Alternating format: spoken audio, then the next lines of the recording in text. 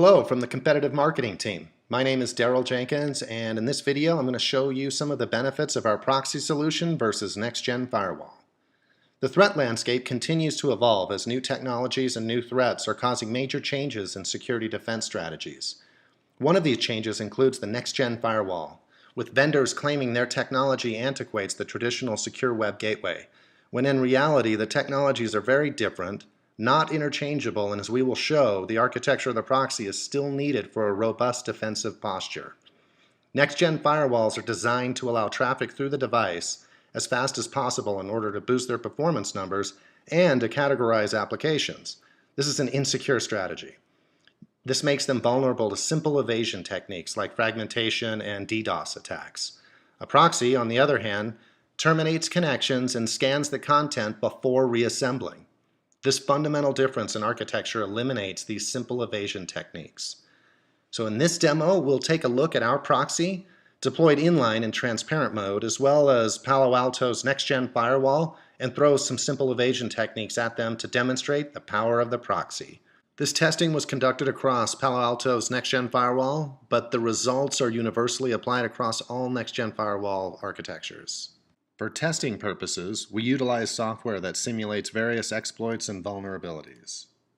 What we did is we looked at a specific exploit, CVE 2004-1315, and this deals with PHP code. Basically, viewtopic.php in the PHP bulletin board code before version 2011 improperly URL decodes the highlight parameter when extracting words and phrases to highlight. This allowed remote attackers to execute arbitrary PHP code by double encoding the highlight value so that special characters are inserted into the result. This first attack is actually using two attack vectors, two different protocols, IPv4 and the TCP stack, so layers 3 and 4. And what we're doing is basically saying IPv4 fragments with at most 48 bytes per fragment, and then 75% probability to send a duplicate TCP packet with an old timestamp destined for pause elimination. The duplicate packet has a timestamp, a normal one, of 9, and has random bytes as the payload. Taking a look here and executing the test, this is against our proxy. We can see that the attack actually failed, which is good. We were successful in blocking it. A failure means that the shell was not present. You can see here there's a GET request for the shell. It was not there. We were successful. Okay, same exact test, except now we have PAN inline.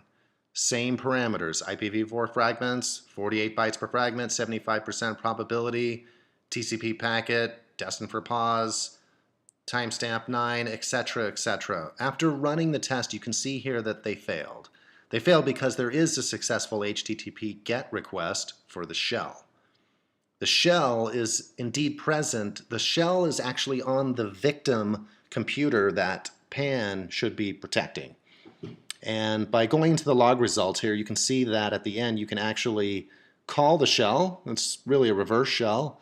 And you can see now that I have access to the vulnerable system. The second attack, we're going to focus just on the transport layer, TCP layer 4.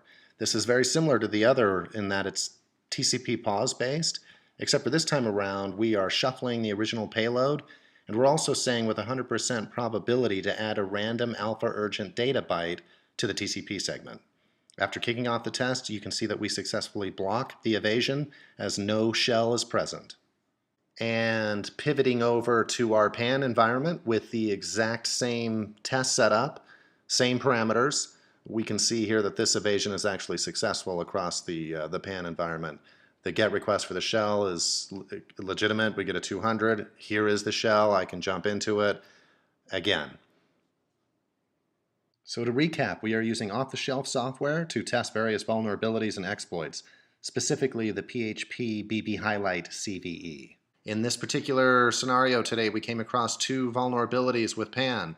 One was a multi-layer attack using layers 3 and 4. The other was just simply using layer 4.